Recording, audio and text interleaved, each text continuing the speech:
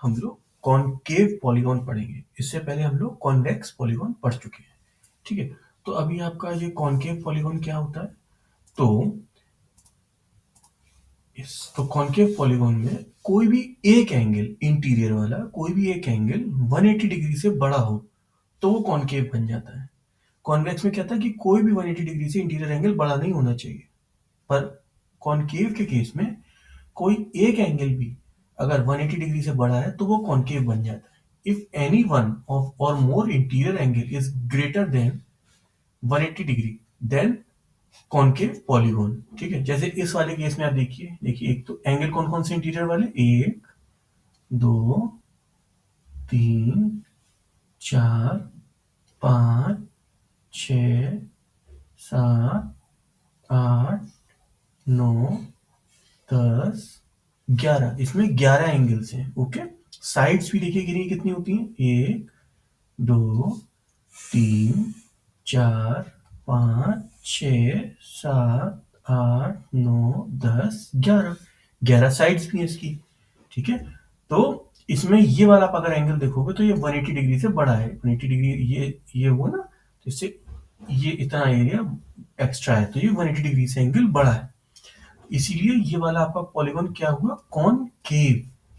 ठीक है, याद करने के लिए आप केव याद कर सकते हो कि केव इसलिए जिसमें बड़े एंगल आएंगे ताकि केव में ऐसे अंदर जा सके, इसलिए इस तरीके से हम याद कर सकते हैं। ओके, तो ये कॉनकेव पॉलीगॉन हुआ। अब ये वाला देखिए, इसमें कौन कौन से एंगल है, 1 2 3 4 5 6, 1 2 3 4 5 6। इसमें ये वाला एंगल जो है ये 180 डिग्री से बड़ा है। ठीक है ना, ये वाला, तो ये वाला जो आपका पॉलीगॉन है ये वाला होगा आपका कॉनकेव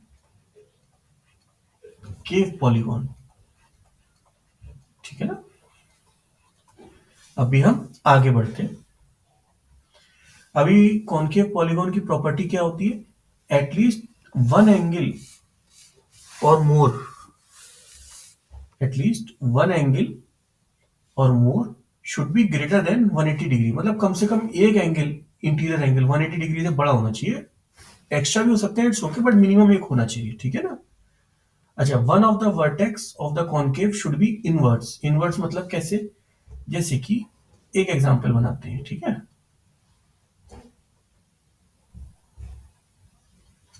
ये वाला कॉनकेव है, क्यों, क्योंकि देखिए ये 180 डिग्री से बड़ा है, तो ये कह रहा है कि कोई एक वर्टेक्स कम से कम इनवर्ड होनी चाहिए। तो यानी देखिए वर्टेक्स इनवर्ड है, बाकी सारी आउटवर्ड्स हैं। देखिए यानी आउटवर्ड है, ये आउटवर्ड बाहर को, इसकी जो है नोक बाहर को पॉइंट कर रही है ना, इसलिए ये सारे आउटवर्ड है।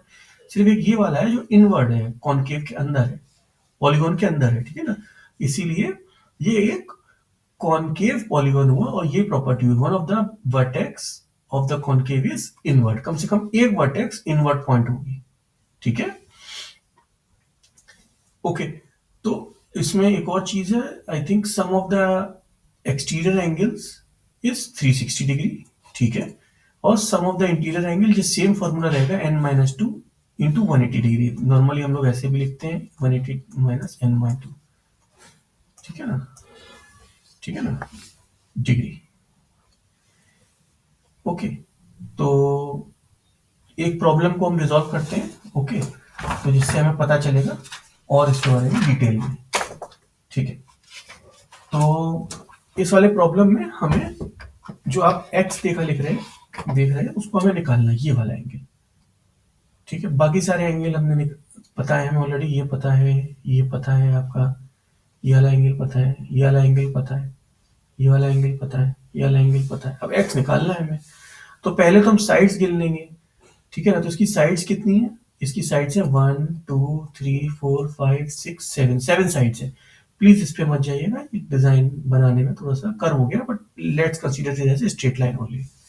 ठीक, तो 187 माइनस 2, क्योंकि ये n-2 था ना, इक्वल टू, अब इसके आगे सारे लिखेंगे हम 50, एक लाइन से लिखते चले जा रहे हैं, 50 plus 50 plus x plus 80 plus 120 plus 140 plus 140।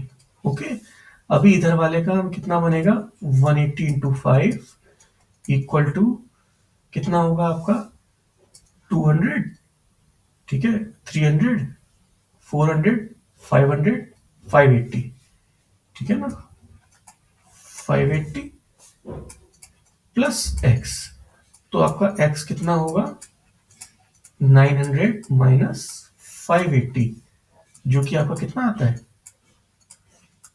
320 degree. Okay, इस तरीके से आप x निकाल सकते हो। ये वाला एंगल आ गया आपका 320 डिग्री। ओके, तो हम आगे बढ़ते हैं।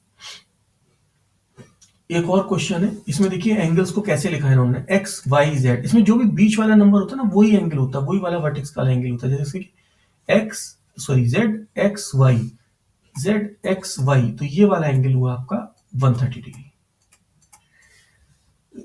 x y a, y बीच में ना, तो ये रहा x y a, तो ये वाला एंगल हुआ आपका 90 डिग्री। y a b, ये वाला आपका एंगल हुआ 100 डिग्री। ए बी सी, तो बी वाला बैठा ना हमारा, तो ये भी हुआ 100 डिग्री। ठीक है, फिर आया बी सी जेड, ये वाला, ये आपका आया 140 डिग्री। और ये वाला आपको निकालना है, तो इसको हम फिलहाल के लिए x मान लेते हैं, ठीक है ना। तो फिर से हम वही इक्वेशन लगाएंगे 180 n माइनस 2, तो 180, अब इसमें कितनी साइड्स हैं 1 2 3 4 5 6 साइड्स हैं, तो 6 माइनस 2, ठीक है। और इधर लिखेंगे हम टोटल 130 90, इन 100 100 दो बार है ना, 100 100 प्लस 140 प्लस x। आप ऐसे लिख सकते हो, लेट्स एज्यूम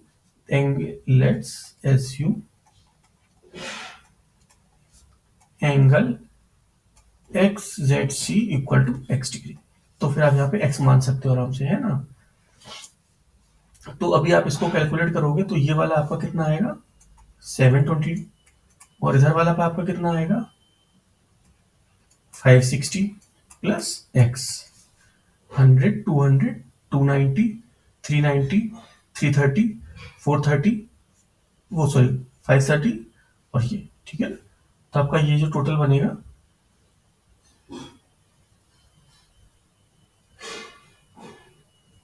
ठीक है ना, 560 आपका टोटल आएगा। अब इसमें आप x कैसे निकालोगे, उसको इससे माइनस कर दोगे, तो माइनस करके आएगा आपका 160 डिग्री। यही आपका इसका आंसर है, ठीक है ना। इस तरीके से आप इसका आंसर निकाल सकते हो। आप प्लीज एक बार कैलकुलेशन चेक भी कर लेना, इफ इन केस कैलकुलेशन कुछ गलत होती है तो, ठीक है। अभी हम करते हैं ये वाला नया सवाल। ऐसे भी सवाल आपको आ सकते हैं कि एरिया और पैरामीटर निकालो, तो कुछ चीजें दी हैं कुछ नहीं दी हैं, तो कुछ हमें निकालनी होंगी। जैसे ये वाला कितना होगा, देखिए 6 यहां तक हुआ, 2 यहां तक, तो ये कितना होगा आपका 8। पहले जो हम ढूंढ सकते हैं उसको लिखेंगे, ठीक है। इस वाले केस में ये वाला भी आपको दिया होगा, ठीक है। तो ये वाला लेट्स अज्यूम 6 अगेन, ओके। अगर ये 6 होगा तो ये वाला आपका कितना होगा 4, ठीक है। तो अब इसको ना हम दो भागों में बांट लेंगे, सिंपल, ठीक है। और इन सब चीजों को हम सेंटीमीटर मानते हैं, ओके। तो हम पहली बात तो निकालते हैं पेरीमीटर, देखते हैं पेरीमीटर कितना आता है। इस वाली लाइन से स्टार्ट करते हैं, तो ये कितना हुआ 4, फिर ये 8, फिर ये 10, फिर ये वाला ऊपर वाला 2, फिर ये 6, और फिर ये वाला 6, ठीक है। तो जो भी इसका टोटल होगा वो आपका इसका पेरीमीटर होगा। कितना होगा आपका 18 20 24 36 सेंटीमीटर इसका पेरीमीटर होगा। पेरीमीटर सेंटीमीटर होता है, स्क्वायर नहीं होता है। अभी एरिया कितना होगा, अब एरिया निकालने के लिए आप देखो मैंने इसको डिवाइड किया था ना, तो ये दो जो है आपके रेक्टेंगल में बन गया। तो ये वाले रेक्टेंगल में कितना है 10/2, तो इसका कितना होगा 10 इंटू 2 सेंटीमीटर स्क्वायर, प्लस इस वाले का 4 इंटू 6 सेंटीमीटर स्क्वायर, ठीक है। तो यहाँ पे हुआ 20, ये हुआ 24 सेंटीमीटर स्क्वायर, ओके। तो इसको अगर आप टोटल करोगे तो कितना हुआ 44 सेंटीमीटर स्क्वायर। ये एरिया निकाल लिया। कुल मिला के जब इस तरीके की फिगर है तो उसको छोटे छोटे भागों में बांटा, और उसके रेक्टेंगल या स्क्वायर वाला फॉर्मूला लगा के आसानी से आपने निकाल लिया। पैरामीटर सिंपल, सारी डंडियां जोड़ते चले जाइए, 1 2 3 4 5 6 और पैरामीटर आ जाएगा इजिली। ठीक है, अब एक और क्वेश्चन करते हैं ये वाला। ठीक है ना, अब इस वाले क्वेश्चन में देखते हैं, इसके पहले तो ना हम सारे फिगर्स लिख लेते हैं।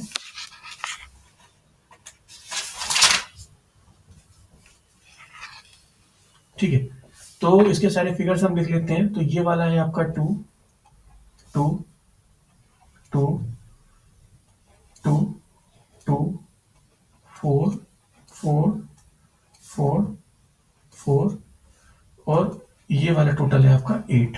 ठीक है ना, तो सबसे पहले तो हम निकालेंगे पेरीमीटर। ठीक है ना, पेरीमीटर यहाँ पे निकाल लेते हैं तो थोड़ा सा स्पेस भी बच जाएगा। पेरीमीटर कैसे निकालेंगे, सारी जितनी भी डंडी है ना उनको जोड़ना शुरू करेंगे। यहां से शुरू करते हैं, 2 4 2,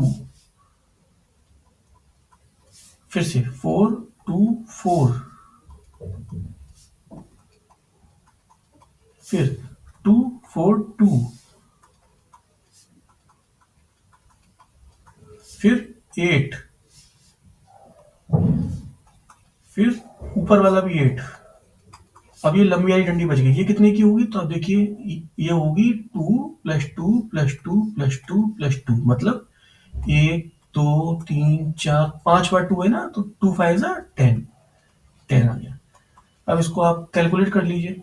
ठीक है ना, देखिए 4 4 8 10 12 14 18 20 30 34 44 और 8 जोड़ देंगे 44 में आपका, तो 6 15 2, यस 52 सेंटीमीटर, अगर हम इसे सेंटीमीटर कंसीडर कर रहे हैं तो। ठीक है ना, अभी हम इसका एरिया कैसे निकालेंगे, तो एरिया के लिए ना देखिए दो तरीके हैं, या तो आप इसको ऐसे ऐसे काट दीजिए या फिर ऐसे लंबाई में इसको काट दीजिए, तो वो ज़्यादा ईजी पड़ेगा। तो हमने इसे ना लंबाई में काट दिया, 1 2 3, कुल मिला के आपको 4 रेक्टेंगल का एरिया निकालना, वही होगा टोटल।